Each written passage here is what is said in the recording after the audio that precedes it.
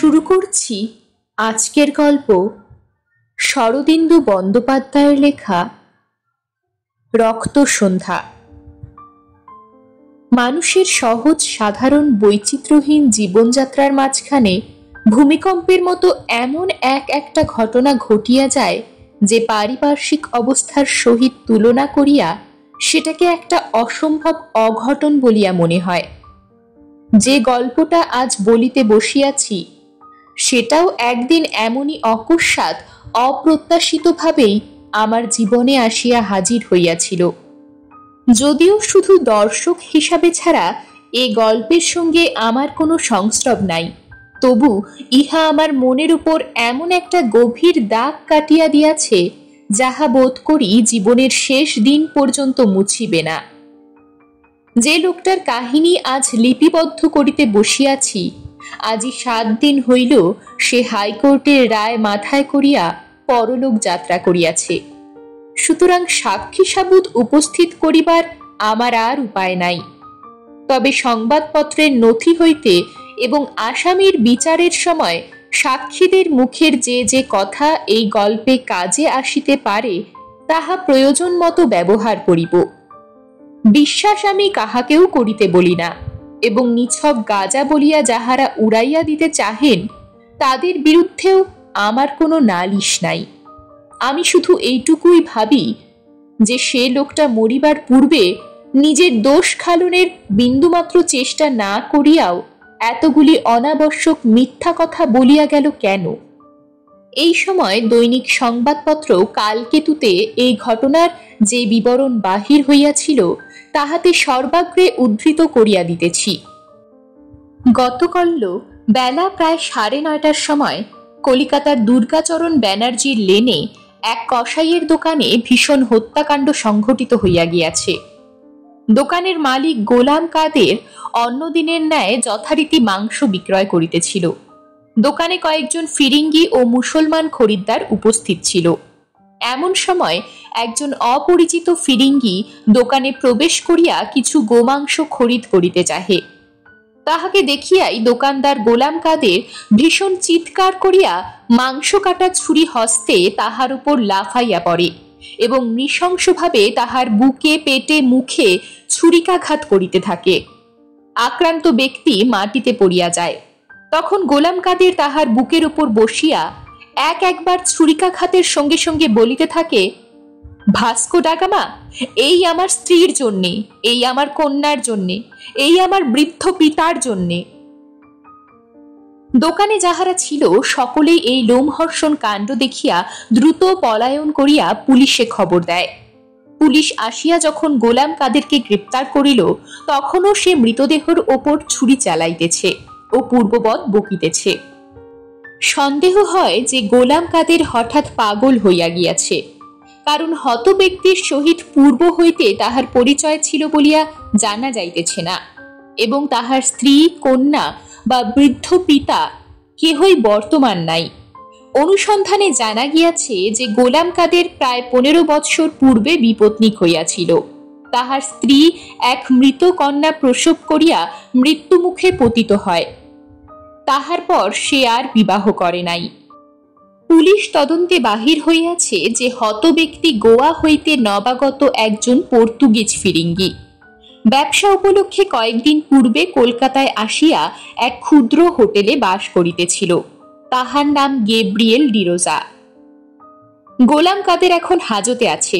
ডিরোজার লাশ পরীক্ষার জন্য হাসপাতালে প্রেরিত হইয়াছে।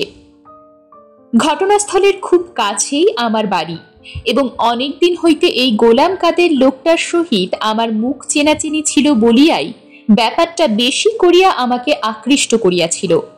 তাহা ছাড়া আরেকটি জিনিস আমার কৌতূহল উদ্রিক্ত করিয়াছিল, সেটি ভাস্কো ডা গামার নাম। ছেলেবেলা হইতেই আমি ইতিহাসের ভক্ত, তাই হঠাৎ কসাইখানার হত্যাকাণ্ডের মধ্যে এই ইতিহাস প্রসিদ্ধ নামটা উঠিয়া পড়ায় আমার মন সচকিত ও উত্তেজিত হইয়া উঠিয়াছিল। ভাস্কো ডা গামা সাধারণ প্রচলিত নাম নহে, একজন অশিক্ষিত মুসলমান কসাইয়ের মুখে এ নাম এমন অবস্থায় উচ্চারিত হইতে দেখিয়া কোনো এক গুপ্ত রোমাঞ্চের গন্ধে আমার মনটা ভরিয়া উঠিয়াছিল। কি অদ্ভুত রহস্য এই বিশ্রী হত্যাকাণ্ডের অন্তরালে প্রচ্ছন্ন হইয়া আছে! কে এই গেব্রিয়েল ডিরোজা, যাহাকে হত্যাকারী ভাস্কো ডা গামা বলিয়া সম্বোধন করিল? সত্যই কি ইহা কেবলমাত্র এক বাতুলের দায়িত্বহীন প্রলাপ? তা সে যাহাই হোক, কৌতূহল আমার এতই বাড়িয়া গিয়াছিল যে যেদিন এই মোকদ্দমা করোনারের কোর্টে উঠিল সেদিন আমি একটু সকাল সকাল আদালতে গিয়া হাজির হইলাম। করোনার তখনও উপস্থিত হন নাই, কিন্তু আসামিকে আনা হইয়াছে। চারিদিকে পুলিশ গিজগিজ করিতেছে। আসামির হাতে হাত করা, একটি টুলের উপর চুপ করিয়া বসিয়া আছে। আমাকে দেখিয়া সে চিনিতে পারিল এবং হাত তুলিয়া সেলাম করিল। পাগলের লক্ষণ কিছুই দেখিলাম না, নিতান্ত সহজ মানুষের মতো চেহারা। মুখে ভয় বা উৎকণ্ঠার কোনো চিহ্নই নাই। দেখিয়া কে বলিবে এই লোকটায় দুদিন আগে এমন নির্দয়ভাবে আর একটা লোককে হত্যা করিয়াছে? করোনার আসিয়া পড়িলেন। তখন কাজ আরম্ভ হইল। প্রথমেই ডাক্তার আসিয়া এজাহার দিলেন। তিনি বলিলেন, লাশের গায়ে সবশুদ্ধ 57টি ছুরিকাঘাত পাওয়া গিয়েছে। এই 57টির মধ্যে কোনটি মৃত্যুর কারণ বলা শক্ত, কারণ সবগুলি সমান সাংঘাতিক। ডাক্তারের জবানবন্দি শেষ হইলে জর্জ ম্যাথুস নামক একজন দেশি খ্রিস্টানকে সাক্ষী ডাকা হইল। অন্যান্য সওয়াল জবাবের পর সাক্ষী কহিল, আমি গত 10 বৎসর প্রায় প্রত্যহ গোলাম কাদেরের দোকানে মাংস কিনিয়াছি, কিন্তু কোনোদিন তাহার এরূপ ভাব দেখি নাই। সে স্বভাবত বেশ শান্তশিষ্ট লোক। প্রশ্ন, আপনার কি মনে হয় সে যে সময় হতব্যক্তিকে আক্রমণ করে সে সময় সে স্বাভাবিক অবস্থায় ছিল না? উত্তর, হতব্যক্তি দোকানে প্রবেশ করিবার আগে পর্যন্ত সে স্বাভাবিক অবস্থাতেই ছিল। আমাদের সঙ্গে সহজভাবে কথাবার্তা কহিতেছিল, কিন্তু ডিরোজাকে দেখিয়াই একেবারে যেন পাগল হইয়া গেল। প্রশ্ন, আপনার কি বোধ হয় আসামি হতব্যক্তিকে পূর্ব হইতে চিনিত? উত্তর, হ্যাঁ, কিন্তু তাহার আসল নাম না বলিয়া ভাস্কো ডা গামা বলিয়া ডাকিয়াছিল। প্রশ্ন, ডিরোজা আক্রান্ত হইয়া কোনো কথা বলিয়াছিল? উত্তর, না। প্রশ্ন, আসামি মদ বা অন্য কোনো নেশা করে আপনি জানেন? উত্তর, আমি কখনো তাহাকে নেশা করিতে বা মাতাল হইতে দেখি নাই। প্রশ্ন, আসামির ভাবে ইঙ্গিতে কি আপনার বোধ হইয়াছিল সে প্রতিহিংসা চরিতার্থ করিবার জন্য ডিরোজাকে খুন করিতেছে? উত্তর, হ্যাঁ, তাহার কথায় ও মুখের ভাবে আমার মনে হইয়াছিল যে ডিরোজা পূর্বে তাহার স্ত্রী, কন্যা ও বৃদ্ধ পিতার উপর কোনো অত্যাচার করিয়া থাকিবে। জর্জ ম্যাথুসের পরে আরো কয়েকজন সাক্ষী প্রায় ওই মর্মে এজাহার দিবার পর পুলিশের ডেপুটি কমিশনার এজাহার দিতে উঠিলেন। তিনি বলিলেন যে গোয়া হইতে খবর পাইয়াছেন যে ডিরোজা সেখানকার একজন ক্ষুদ্র ব্যবসায়ী, জাতিতে ফিরিঙ্গি পর্তুগিজ, বয়স 42 বৎসর। সে পূর্বে কখনো গোয়া ছাড়িয়া অন্যত্র যায় নাই। জীবনে এই প্রথম কলিকাতায় পদার্পণ করিয়াছিল। আসামি সম্বন্ধে ডেপুটি কমিশনার বলিলেন, আসামির আত্মীয় স্বজন, স্ত্রী, পুত্র, পরিবার কেহ নাই। অনুসন্ধানে জানা গিয়াছে যে গত 30 বৎসরের মধ্যে সে কলিকাতা ছাড়িয়া কোথাও যায় নাই। তাহার বয়স অনুমান 47 বৎসর। সুতরাং ডিরোজার সহিত তাহার যে পূর্বে কখনো দেখা সাক্ষাৎ হইয়াছিল তাহা সম্ভব বলিয়া বোধ হইতেছে না। আসামি এতক্ষণ চুপ করিয়া দাঁড়াইয়াছিল। এবার সে কথা কহিল, বলিল, ডা গামাকে আমি অনেকবার দেখিয়াছি। মুহূর্ত মধ্যে ঘর একেবারে নিস্তব্ধ হইয়া গেল। করোনার ডেপুটি কমিশনারকে চুপ করিতে ইঙ্গিত করিয়া আসামিকে জিজ্ঞাসা করিলেন, তুমি ডিরোজাকে পূর্ব হইতে জানো? আসামি বলিল, ডিরোজাকে আমি কখনো দেখি নাই। আমি ভাস্কো ডা গামাকে চিনি। ভাস্কো ডা গামা ছদ্মবেশে আমার দোকানে মাংস কিনিতে আসিয়াছিল। করোনার তীক্ষ্ণ দৃষ্টিতে আসামির দিকে চাহিয়া বলিলেন, আচ্ছা, ভাস্কো ডা গামাকে তুমি কোথায় দেখিয়াছ? আসামি কহিল, প্রথম দেখি কালিকটের বন্দরে, শেষ দেখি সমুদ্রের বুকের উপর। এই পর্যন্ত বলিয়া আসামি হঠাৎ থামিয়া গেল। দেখিলাম তাহার মুখ চোখ লাল হইয়া উঠিয়াছে, মুখ দিয়া কথা বাহির হইতেছে না। সে অবরুদ্ধ কণ্ঠে একবার ইয়া খোদা বলিয়া দুই হাতে মুখ গুজিয়া বসিয়া পড়িল, আর কোনো কথা বলিল না। তারপর করোনার যথাসময়ে রায় দিলেন যে ক্ষণিক উন্মত্ততার বশে গোলাম কাদের ডিরোজাকে খুন করিয়াছে। কোর্ট হইতে যখন বাহিরে রাস্তায় আসিয়া দাঁড়াইলাম, তখন আমার মাথার ভিতর ঝাঁ ঝাঁ করিতেছে। কালিকট, সমুদ্রের বুকের উপর, আসামি এসব কি বলিল? আরো কত কথা, না জানি কোন অপূর্ব কাহিনী এই মূর্খ নিরক্ষর কসাই গোলাম কাদেরের বুকের মধ্যে লুকোনো আছে। কারণ সে যে পাগলামির ভান করিতেছে না, তাহা নিঃসন্দেহ। কোনো কথা বা কাজই তাহার পাগলের মতো নহে, অথচ দুই একটা অসংলগ্ন কথার ভেতর দিয়া অতীতের পর্দার একটা কোণ তুলিয়া ধরিয়া এ কি এক আশ্চর্য রূপকথার ইঙ্গিত দিয়া গেল। ইহার পর গোলাম কাদেরের ভাগ্যে যাহা যাহা ঘটিয়াছিল তাহা বিস্তারিতভাবে বলিবার কোনো প্রয়োজন দেখিতেছি না। দায়রা সোপর্দ হইয়া মামলা হাইকোর্টে উঠিলে হাইকোর্টের জজ বাহাদুর গোলাম কাদেরকে 1 মাস ডাক্তারের নজরবন্দিতে থাকিবার হুকুম দিলেন।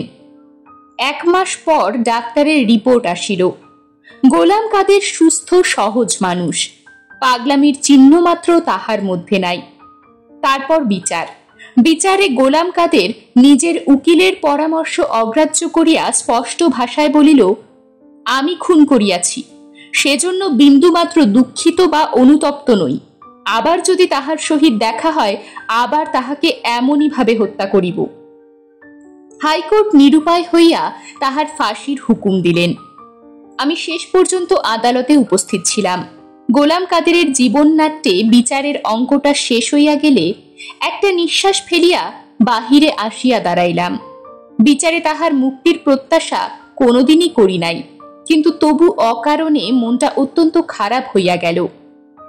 বুকের নিভৃত স্থানে যেন একটা সংশয় লাগিয়াই রহিল যে এ সুবিচার হইল না, কোথায় যেন কি একটা অত্যন্ত জরুরি প্রমাণ বাদ পড়িয়া গেল।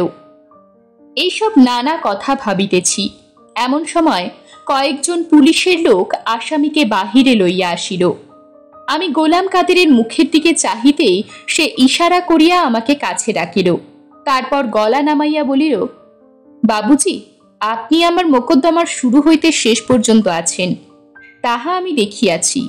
আমি তো চলিলাম, আমার একটি শেষ আর্জি আছে। একবার জেলে আমার সঙ্গে সাক্ষাৎ করিবেন, আমার কিছু বলবার আছে। আমি বলিলাম, নিশ্চয় করিব।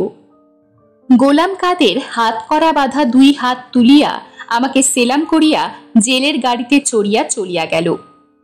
তারপর কি করিয়া কর্তৃপক্ষের অনুমতি লইয়া জেলে তাহার সহিত দেখা করিলাম, সে বিবৃতি এখানে অনাবশ্যক। শুধু কন্ডেমড আসামির কক্ষে বসিয়া মৃত্যুর 2 দিন পূর্বে সে আমাকে যে গল্প বলিয়াছিল, তাহাই বাংলা ভাষায় অনুদিত করিয়া আনুপূর্বিক উদ্ধৃত করিতেছি। গোলাম কাদের বলিল, বাবুজি, আমার এই কাহিনী আপনি বিশ্বাস করুন আর নাই করুন, আমি যে পাগল নই, আমার এই কথাটি আপনি অবিশ্বাস করবেন না।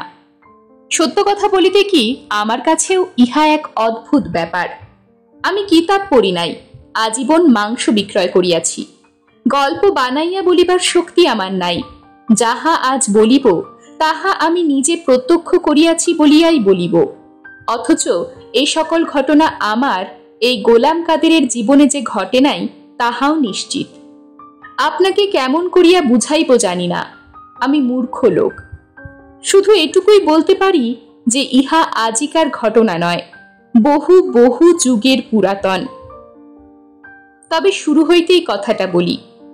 15-16 বৎসর পূর্বে আমার স্ত্রী এক কন্যা প্রসব করিতে গিয়া মারা যায়। মেয়েটিও মারা গেল।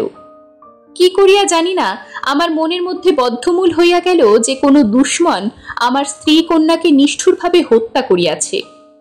শোকের অপেক্ষা ক্রোধ ও প্রতিহিংসা আমার অন্তঃকরণ অধিক পূর্ণ হইয়া উঠিল। সর্বদাই মনে হইত যদি সেই অজ্ঞাত দুশ্মনটাকে পাই, তাহা হইলে তাহার প্রতি অঙ্গ ছিড়িয়া ছিড়িয়া ইহার প্রতিশোধ লই। এইভাবে কিছুদিন কাটিবার পর ক্রমে বুঝিতে পারিলাম যে ইহা আমার ভ্রান্তি, সত্যের উপর ইহার কোনো প্রতিষ্ঠা নাই। তারপর যত দিন কাটিতে লাগিল, আস্তে আস্তে শোক এবং ক্রোধ দুই ভুলিতে লাগিলাম, কিন্তু আর বিবাহ করিতে পারিলাম না। শেষ পর্যন্ত হয়তো জীবনটা আমার এমনই সহজভাবে কাটিয়া যাইত, যদি না সেদিন অশুভক্ষণে সেই লোকটা আমার দোকানে পদার্পণ করিত। শুনিয়াছি মানুষ জলে ডুবিলে তাহার বিগত জীবনের সমস্ত ঘটনা ছবির মতো চোখের পর্দার উপর দেখিতে পায়। এই লোকটাকে দেখিবা মাত্র আমারও ঠিক তাহাই হইল। এক মুহূর্তের মধ্যে চিনিয়া লইলাম এই সেই নৃশংস রাক্ষস, যে আমার স্ত্রী, কন্যা এবং পিতাকে হত্যা করিয়াছিল। ছবির মতো সে সকল দৃশ্য আমার চোখের উপর জাগিয়া উঠিল। মজ্জমান জাহাজের উপর সেই মরণোন্মুখ অসহায় যাত্রীদের হাহাকার কানে বাজিতে লাগিল। ভাস্কো ডা গামার সেই ক্রূর হাসি আবার দেখিতে পাইলাম। আমার জজ সাহেবেরা হত্যার কারণ খুঁজিতেছিলেন, কৈফিয়ত চাইতেছিলেন। বাবুজি, আমি কি কৈফিয়ত দিব? আর দিলেই বা তাহা বুঝিত কে? আপনি হয়তো বুঝিবেন। আপনার চোখে মুখে আমি তাহার পরিচয় পাইয়াছিলাম, তাই আপনাকে এই কষ্ট দিয়াছি। ইহাতে ফল কিছু হইবে না জানি, কিন্তু আমার হৃদয় ভার লাঘব হইবে, এছাড়া আমার অন্য স্বার্থ নাই। আমার এই কসাই জীবনের ইতিহাসটা এখানেই শেষ করিতেছি।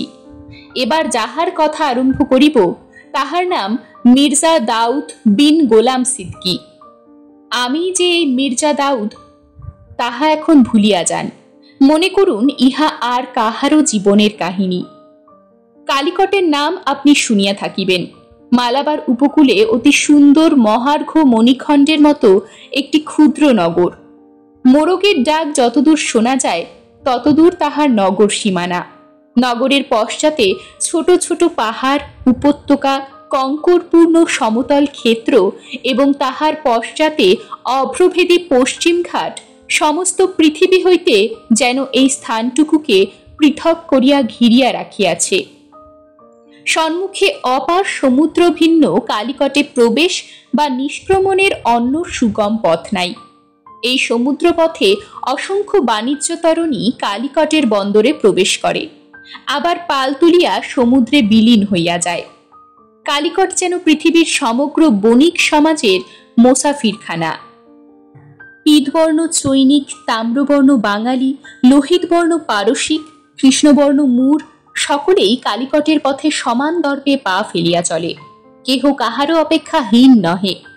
চীন হইতে লাক্ষা দারুশিল্প, ব্রহ্ম হইতে গজদন্ত, মলয় হইতে চন্দন, বঙ্গ হইতে ক্ষৌম, পট্টবস্ত্র, মলমল, ব্যাঘ্রচর্ম, চম্পা ও মগধ হইতে চামর, কস্তুরী, চারুকেশরার পুষ্পবীজ, দাক্ষিণাত্য হইতে অগরু, কর্পূর, দারুচিনি, লঙ্কা হইতে মুক্ত আসিয়া কালিকটে স্তূপীকৃত হয়। পশ্চিম হইতে তুরস্ক, পারসিক, আরব ও মূর সওদাগর তাহাই স্বর্ণের বিনিময়ে ক্রয় করিয়া জাহাজে তুলিয়া কেহবা পারস্যোপসাগরের ভেতর দিয়া ইউফ্রেটিস নদের মোহনায় উপস্থিত হয়, কেহবা লোহিত সাগরের উত্তর প্রান্তে নীল নদের সন্নিকটে গিয়া তরণী ভিড়ায়।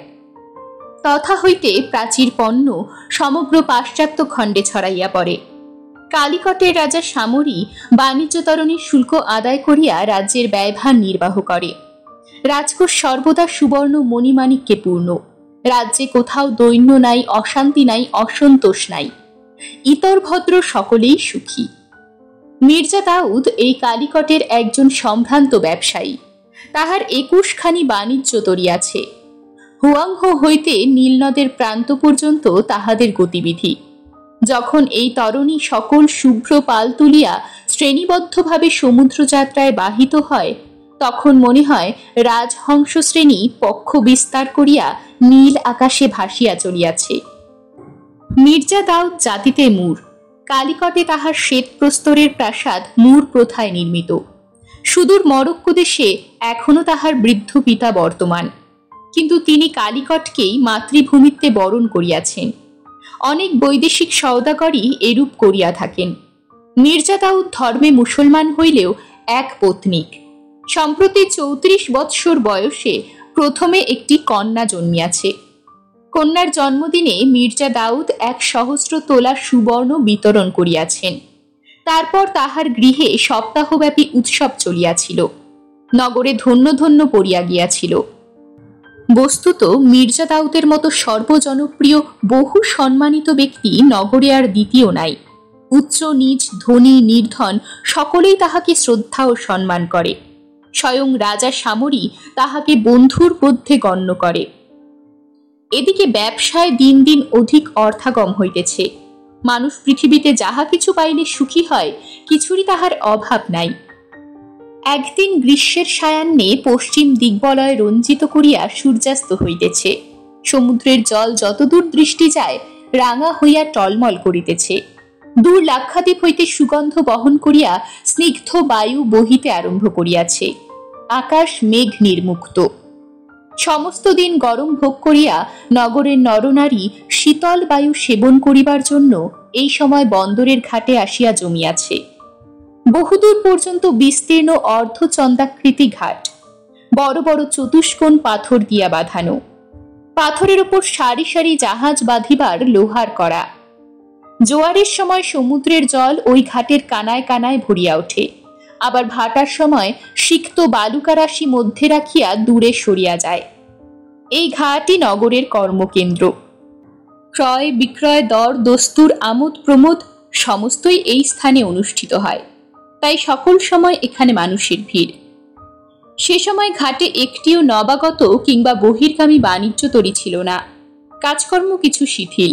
নাগরিকগণ নানা বিচিত্র বেশ পরিধান করিয়া কেহ সস্ত্রীক সপুত্রকন্যা পদচারণ করিতেছে, কেহ উচ্চস্বরে গান ধরিয়াছে, কিশোরগণ ছোটাছুটি করিয়া খেলা করিতেছে, আবার কেহ বা ঘাট হইতে সমুদ্রের জলে লাফাইয়া পড়িয়া সন্তরণ করিতেছে। চীন দেশীয় এক বাজিকর নানা প্রকার অদ্ভুত খেলা দেখাইতেছে। জনতার মধ্য হইতে মাঝে মাঝে উচ্চ হাসির রোল উঠিতেছে। বাজিকর এক স্থূলকায় প্রৌঢ় সিংহলীকে ধরিয়া তাহার কানের মধ্যে দৃষ্টিপাত করিয়া বলিল, তোমার মাথার মধ্যে 256টি পাথরের নুড়ি রহিয়াছে, বলো তো বাহির করিয়া দি। অমনি জনতার সোল্লাসে চিৎকার করিয়া উঠিল, বাহির করো, বাহির করো। তখন বাজিকর ক্ষিপ্র হস্তে ক্ষুদ্র চিমটি দিয়া তাহার কর্ণ হইতে সুপারির মতো বড় বড় অসংখ্য পাথর বাহির করিয়া মাটিতে স্তূপীকৃত করিল। প্রৌঢ় সিংহলী বিস্ময়ে বিহ্বল হইয়া চক্ষু বিস্ফারিত করিয়া তাহা দেখিতে লাগিল। ভারী হাসির একটা ধুম পড়িয়া গেল। একজন পরিহাস করিয়া বলিল, শেঠ, তোমার মাথা যে এত নিরেট তাহা জানিতাম না। ক্রমে সূর্য অস্তমিত হইল। সমুদ্রের গায়ে সীসার রং লাগিল। দিগন্তরেখার যে স্থানটায় সূর্য অস্ত গিয়াছিল তাহাকে কেন্দ্র করিয়া সন্ধ্যার রক্তিমাভা ধীরে ধীরে সংকুচিত হইয়া আসিতে লাগিল। এমন সময় দূর সমুদ্রবক্ষে সেই রক্তিমাভার সম্মুখে 3টি কৃষ্ণবর্ণের ছায়া আবির্ভূত হইল। সকলে দেখিল 3খানি জাহাজ বন্দরের মধ্যে প্রবেশ করিতেছে। তখন জাহাজ কোথা হইতে আসিয়াছে, কাহার জাহাজ, ইহা লইয়া ঘাটের দর্শক দিকের মধ্যে তর্ক চলিতে লাগিল। কেহ বলিল আরবি জাহাজ, কেহ বলিল চীনা, কিন্তু অন্ধকার ঘনাইয়া আসিতেছিল। কোন দেশীয় জাহাজ নিশ্চয়রূপে কিছু বুঝা গেল না। মির্জা দাউদ ঘাটে ছিলেন। তিনি বহুক্ষণ একদৃষ্টে সেই জাহাজ 3টির প্রতি চাহিয়া রহিলেন। ক্রমে তাহার মুখে উদ্বেগের চিহ্ন দেখা দিল। তিনি অস্ফুট স্বরে কহিলেন, পর্তুগিজ জাহাজ, কিন্তু ফিরিঙ্গি কোন পথে আসিল? তারপর গগন প্রান্তে দিবাদীপ্তি নিবিয়া যাইবার সঙ্গে সঙ্গে 3টি জীর্ণ সিন্ধু বিধ্বস্ত ক্ষুদ্র পোত ছিন্ন পাল নামাইয়া কালিকটের বন্দরে আসিয়া ভিড়িল। পরদিন প্রভাতে সূর্যোদয়ের সঙ্গে সঙ্গে মির্জা দাউদ বন্দরে আসিয়া উপস্থিত হইলেন। দেখিলেন কয়েকজন বিদেশিকে ঘিরিয়া ভারী ভিড় জমিয়া গিয়াছে। ফিরিঙ্গিগণ অপরিচিত ভাষায় কি বলিতেছে কেহই বুঝিতেছে না, এবং প্রত্যুত্তরে নানা দেশীয় ভাষায় তাদের প্রশ্ন করিতেছে। মির্জা দাউদ ভিড় ঠেলিয়া তাহাদের সম্মুখীন হইলেন। তাহাকে আসিতে দেখিয়া সকলে সসম্মানে পথ ছাড়িয়া দিল। আগন্তুক দিকের মধ্যে একজন বলিল, এখানে পর্তুগিজ ভাষা বুঝে এমন কেহ কি নাই? আমি জামরিনের সহিত সাক্ষাৎ করিতে চাই, দোভাষী খুঁজিতেছি। মির্জা দাউদ দেখিলেন বক্তা শালপ্রাংশু বিশাল দেহ এক পুরুষ, তপ্ত কাঞ্চনের ন্যায় বর্ণ, দীর্ঘ স্বর্ণাভকেশ এবং রস্য সুচক্র শ্বশ্রুমণ্ডিত মুখমণ্ডল, ঊর্ধ্বাঙ্গে সোনার জরির কাজ করা অতি মূল্যবান মখমলের অঙ্গরক্ষা, কোটি হইতে জানু পর্যন্ত ওই মখমলের জাঙ্গিয়া এবং জানু হইতে নিম্নে পদদয় চর্ম নির্মিত খাপে আবৃত। মস্তকের টুপির উপর কঙ্কপত্র বক্রভাবে অবস্থিত। এই পুরুষের সহিত অন্য ৫-৬ জন যাহারা রহিয়াছে তাহারাও প্রায় অনুরূপ বেশধারী, সকলের কটিবন্ধে তরবারি। মির্জা দাউদ এই প্রধান পুরুষের আপাতমস্তক নিরীক্ষণ করিয়া গম্ভীর স্বরে কহিলেন, আমি পর্তুগিজ ভাষা বুঝি। নবাগত কিছুক্ষণ স্থির দৃষ্টিতে মির্জা দাউদের মুখের প্রতি চাহিয়া রহিল। তাহার মুখ অন্ধকার হইল। সে ধীরে ধীরে কহিল, তুমি দেখিতেছি মূর। এই ৩টি শব্দের অন্তর্নিহিত যে সুতীক্ষ্ণ ঘৃণা তাহা মির্জা দাউদকে বিদ্ধ করিল। তিনিও মনোগত বিদ্বেষ গোপন করিবার চেষ্টা না করিয়া কহিলেন, হ্যাঁ, আমি মূর। তোমরা দেখিতেছি পর্তুগিজ জলদস্যু। তোমাদের সহিত পরিচয় আমার প্রথম নহে, কিন্তু ফিরিঙ্গির সঙ্গে আমাদের সদ্ভাব নাই। এতক্ষণে দ্বিতীয় একজন পর্তুগিজ কথা কহিল। তাহার বয়স অল্প, উদ্ধত কণ্ঠে বলিল, মূর কুক্ষুরের সহিত আমরা সদ্ভাব রাখি না, মূরের উচ্ছেদ করাই আমাদের ধর্ম। নিমেষ মধ্যে মির্জা দাউদের কোটি হইতে ছুরিকা বাহির হইয়া আসিল। 2 চক্ষু জ্বলিয়া উঠিল, কিন্তু পরক্ষণেই আগন্তুক দিকের প্রধান ব্যক্তি হাত তুলিয়া তাহাকে নিরস্ত করিল। বিনীত স্বরে কহিল, মহাশয়, আমার এই স্পর্ধিত সঙ্গীকে ক্ষমা করুন। আপনি মূর এবং আমরা পর্তুগিজ বটে, কিন্তু আমরা উভয়ে ব্যবসায়ী, জলদস্যু নহি। অন্যত্র যাহাই হোক, এখানে আমার সহিত আপনাদের বিবাদ নাই, বরঞ্চ আপনার হৃদ্যতা লাভ করিলেই আমরা কৃতার্থ হইব। তারপর নিজ সঙ্গীর দিকে ফিরিয়া বলিল, পেড্রো, আর কখনো যদি তোমার মুখে এরূপ কথা শুনিতে পাই, তোমার প্রত্যেক অস্থি চাকায় ভাঙিয়া তারপর ডালকুত্তা দিয়া খাওয়াইব।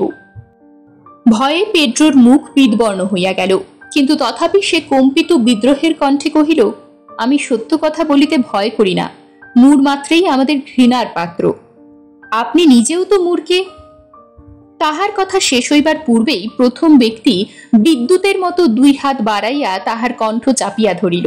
বজ্রমুষ্টিতে নিঃশব্দে কিছুক্ষণ তাহার কণ্ঠনালী চাপিয়া থাকিবার পর ছাড়িয়া দিতেই পেড্রো হতজ্ঞান হইয়া মাটিতে পড়িয়া গেল। তাহার প্রতি আর দৃকপাত না করিয়া প্রথম ব্যক্তি মির্জা দাউদের দিকে ফিরিয়া ঈষৎ হাস্যে কহিল, মিথ্যাবাদীর দণ্ডদান ধার্মিকের কর্তব্য। এখন দয়া করিয়া আমার সহিত জামরিনের নিকট গিয়া আমার নিবেদন তাহাকে বুঝাইয়া দিলে আপনার নিকট চিরকৃতজ্ঞ রহিব। বলিয়া মাথার টুপি খুলিয়া আভূমি লুণ্ঠিত করিয়া অভিবাদন করিল। দর্শকবৃন্দ যাহারা পর্তুগিজ ভাষা বুঝিল না, তাহারা অবাক হইয়া এই দুর্বোধ্য অভিনয় দেখিতে লাগিল। মির্জা দাউদ আগন্তুকের মিষ্ট বাক্যে ভুলিলেন না, অটল হইয়া দাঁড়াইয়া রহিলেন। শেষে ধীরে ধীরে কহিলেন, ফিরিঙ্গি, তুমি অতি ধূর্ত। কি জন্য সামরির রাজ্যে আসিয়াছ, সত্য বলো। বাণিজ্য করিতে। খ্রিস্টান, আমি তোমাদের চিনি। কলহ তোমাদের ব্যবসায়, লোভ তোমাদের ধর্ম, পরশ্রী কাতরতা তোমাদের স্বভাব। এ রাজ্যে কলহ বিদ্বেষ নাই। হিন্দু, বৌদ্ধ, মুসলমান, হিব্রু নির্বিবাদে শান্তিতে ব্যবসায় বাণিজ্য করিতেছে। সত্য বলো, তোমরা কি উদ্দেশ্যে এই হিন্দে পদার্পণ করিয়াছ? ফিরিঙ্গির মুখ রক্তহীন হইয়া গেল। শুধু তাহার চক্ষুযুগল জ্বলন্ত অঙ্গারের মতো নিষ্ফল ক্রোধ ও হিংসা বিকীর্ণ করিতে লাগিল। কিন্তু পরক্ষণেই আপনাকে সংবরণ করিয়া সে কণ্ঠ বিলম্বিত সুবর্ণ ক্রুশ হস্তে তুলিয়া বলিল, এই ক্রুশ স্পর্শ করিয়া সত্য কহিতেছি, সকলের সহিত সদ্ভাব রাখিয়া বাণিজ্য করা ব্যতীত আমাদের আর অন্য উদ্দেশ্য নাই। ক্ষণকাল নিঃশব্দে তাহার মুখের উপর দৃষ্টি নিবদ্ধ রাখিয়া মির্জা দাউদ কহিলেন, তোমার কথা বিশ্বাস করিলাম, চলো সামরির প্রাসাদে তোমাদের লইয়া যাই। তখন বিদেশীরা মির্জা দাউদের অনুসরণ করিয়া রাজপ্রাসাদ অভিমুখে চলিল। পেড্রোর সংজ্ঞাহীন দেহ ঘাটের পাথরের উপর মৃতবৎ পড়িয়া রহিল।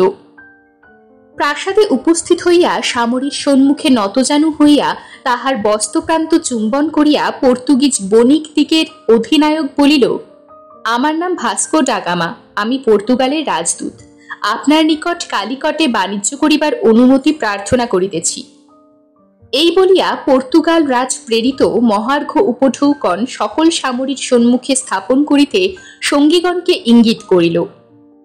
মুখে যাহাই বলুন, সন্দেহ এবং অবিশ্বাস মির্জা দাউদের অন্তর হইতে দূর হইল না। তিনি ফিরিঙ্গিকে পূর্ব হইতেই চিনতেন, মূর মাত্রেই চিনিত।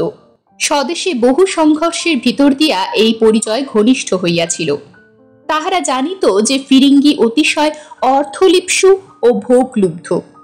ইহাদের জন্মভূমি অর্থপ্রসূ নহে, তাই অন্যের জন্য ইহাদিগকে দৈহিক ও মানসিক কঠোরতার মধ্যে জীবনযাপন করিতে হয় বটে, কিন্তু এই জন্যেই ইহারা অপেক্ষাকৃত ধনী মুসলমান দিগকে অত্যন্ত ঈর্ষা করে।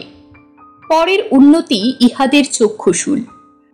কোথাও একবার ধনরত্ন ঐশ্বর্যের সন্ধান পাইলে ইহাদের লালসা ও ক্ষুধা এত উগ্র নির্মম হইয়া ওঠে যে কোনো মতে সেখানে প্রবেশ লাভ করিয়া নিজেকে একবার ভালো রূপে প্রতিষ্ঠিত করিতে পারিলে শত্রু মিত্র নির্বিচারে সকলের ওপর দুর্বিনীত বাহুবল, স্পর্ধা ও জুলুম প্রকাশ করিতে থাকে। ইহারা নিরতিশয় কলহপ্রিয় ও যুদ্ধ নিপুণ। স্বার্থ রক্ষার জন্য এমন কাজ নাই যাহা ইহারা পারে না, এবং স্বজাতির স্বার্থ বর্ধনের জন্য প্রাণ পর্যন্ত উৎসর্গ করিতে ইহারা তিলমাত্র কুণ্ঠিত নহে।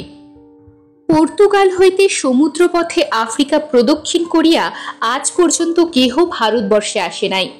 এ পথ এতদিন অজ্ঞাত ছিল। ভাস্কো ডা গামা সেই পথ ইউরোপীয়দের জন্য উন্মুক্ত করিয়া দিয়া বহু নতুন সম্ভাবনা ও দুর্ভাবনার সৃষ্টি করিল। সম্প্রতি ভাস্কো ডা গামার উদ্দেশ্য নিশ্চয়ভাবে বুঝা যায় না, অথচ উদ্ধত ও কটুভাষী পেড্রোর কণ্ঠরোধ করিয়া সে যে একটা গূঢ় অভিপ্রায় গোপন করিয়া গেল, তাহাও বুঝিতে মির্জা দাউদের বিলম্ব হইল না। শঙ্কা ও সংশয়ের মেঘে তাহার মন আচ্ছন্ন হইয়া রহিল। পর্তুগিজগণ কালিকটে বাস করিতে লাগিল এবং দিন দিন নূতন পণ্যে তরণী পূর্ণ করিতে লাগিল। অতি অপদার্থ পণ্য দ্বিগুণ চতুর্গুণ মূল্য দিয়া কিনিতে লাগিল। ইহাতে নির্বোধ ব্যবসায়ীরা যতই উৎফুল্ল হন না কেন, মির্জা দাউদের ন্যায় বহুদর্শী শ্রেষ্ঠীদের মনে সন্দেহ ততই ঘনীভূত হইয়া উঠিল। উচিত মূল্যের অধিক মূল্য দিয়া পণ্য ক্রয় করা ব্যবসায়ীর স্বভাব নহে, অথচ নবাগতরা অব্যবসায়ী বা নির্বোধ নহে। এক্ষেত্রে বাণিজ্য ছল মাত্র। অন্য কোনো দুরভিসন্ধি তাহাদের অন্তরে প্রচ্ছন্ন আছে, ইহা অনুমান করিয়া বিচক্ষণ ব্যবসায়ীদের চিন্তা ও উৎকণ্ঠার অবধি রহিল না। এইরূপে কিছুকাল বিগত হইল। কালিকটের জীবন প্রবাহ পূর্ববৎ প্রশান্তভাবেই চলিতে লাগিল। একদিন শরৎকালে মেঘমার্জিত আকাশে শুভ্র পাল উড়াইয়া দুইটি জাহাজ বন্দরে প্রবেশ করিল। সঙ্গে সঙ্গে নগরে রাষ্ট্র হইয়া গেল যে বঙ্গদেশ হইতে প্রভাকর শ্রেষ্ঠীর নৌকা আসিতেছে। প্রভাকর শেঠ অতি প্রসিদ্ধ বণিক।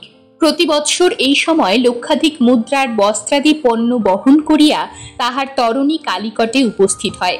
কাশ্মীরের শাল, বারাণসীর চেলি, পট্ট, বাংলার মলমল কিনিবার জন্য কালিকটে সওদাগর সমাজে হুড়াহুড়ি পড়িয়া যায়। এত সুন্দর এবং এত মূল্যবান বস্ত্র কেহই আনিতে পারে না, সেই জন্য প্রভাকরের এত খ্যাতি। প্রভাকরের নৌকো ঘাটে লাগাইবার পূর্বেই নগরের বড় বড় ব্যবসায়ীরা ঘাটে সমবেত হইয়াছিলেন। প্রভাকর নৌকার উপর দাঁড়াইয়া পরিচিত সকলকে নমস্কার সম্ভাষণাদি করিতে লাগিল। সে অতিশয় বাকপটু ও রহস্যপ্রিয়, এজন্য সকলেই তাহাকে ভালোবাসিত। হিব্রু মুসা ইব্রাহিম তাহাকে ডাকিয়া বলিলেন, প্রভাকর, এবার তোমার দেরি দেখিয়া আমরা ভাবিয়াছিলাম বুঝি আর আসিলে না। পথে তোমাদের সুন্দরবনের কুমির তোমাকে পেটে পুড়িয়াছে। প্রভাকর হাসিয়া বলিল, মুসা সাহেব, পেটে পুড়িলেও কুমির আমাকে হজম করিতে পারিত না।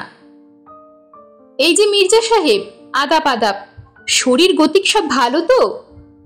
এবার আপনার ফরমাসি জিনিস সমস্ত আনিয়াছি, কত লইতে পারেন দেখিব। আপনার কোমরে তলোয়ারখানি নূতন দেখিতেছি, ডামাসকাসের বুঝি? আমার কিন্তু একজোড়া চাই, গৌরেশ্বরের কাছে বাক্যদত্ত হইয়া আছি। ভালো কথা, পথে আসিতে শ্রীখণ্ডের নিকট আপনার জবদ্বীপ যাত্রী জাহাজের সঙ্গে দেখা হইয়াছিল, খবর সব ভালো। হায়দার মুস্তফা যে ইতিমধ্যে কয়টি শাদী করিলেন। এবার কিন্তু ইস্পাহানি আঙ্গুরের রস না খাওয়াইলে বড়ই অন্যায় হইবে। জাম্বা শাখালুর মতো দাঁত বাহির করিয়া হাসিস না, দড়িটা ধর।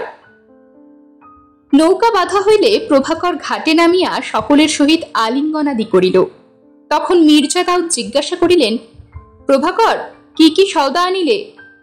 প্রভাকর বলিল, এবার যে মলমল আনিয়াছি মির্জা সাহেব, তেমন মলমল আজ পর্যন্ত কখনো চোখে দেখেন নাই। মাকড়সার জালের চেয়েও নরম, কাশফুলের চেয়েও হালকা, মুঠির মধ্যে 150 গজ কাপড় ধরা যায়।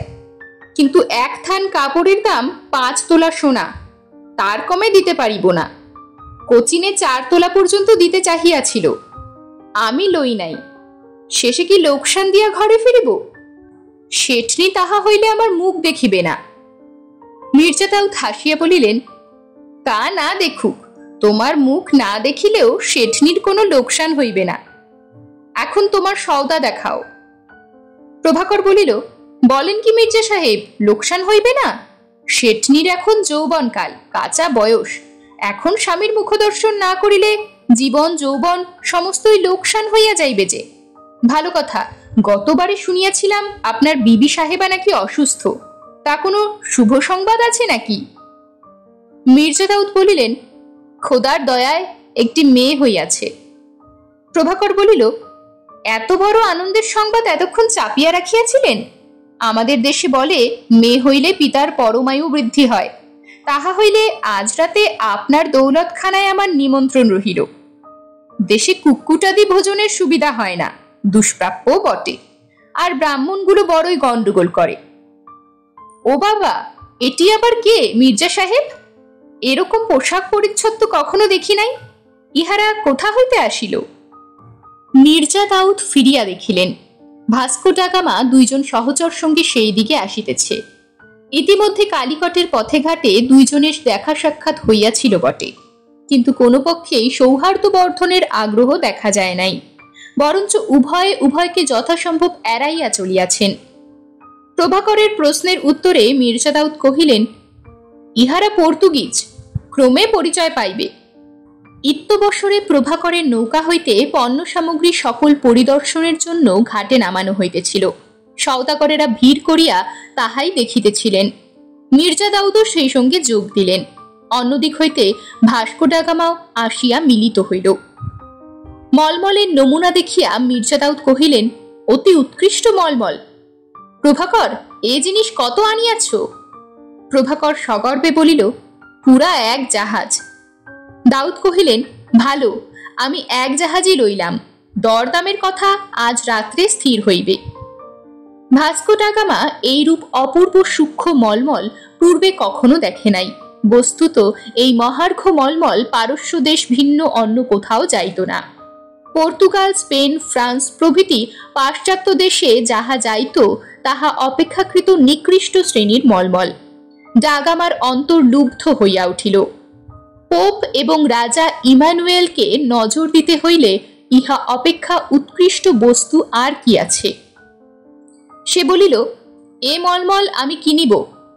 মির্জা দাউদ হাসিয়া বলিলেন, আর উপায় নেই, এই মলমল আমি কিনিয়াছি। ডা গামা প্রভাকরের দিকে ফিরিয়া বলিল, আমি অধিক মূল্য দিব। মির্জা দাউদ কহিলেন, অধিক মূল্য দিলেও পাইবে না, এ মলমল এখন আমার। ডা গামা সেদিকে কর্ণপাত না করিয়া প্রভাকরকে লক্ষ্য করিয়া কহিল, আমি দ্বিগুণ মূল্য দিব। মির্জা দাউদ বিরক্ত হইয়া বলিলেন, শতগুণ দিলেও আর পাইবে না।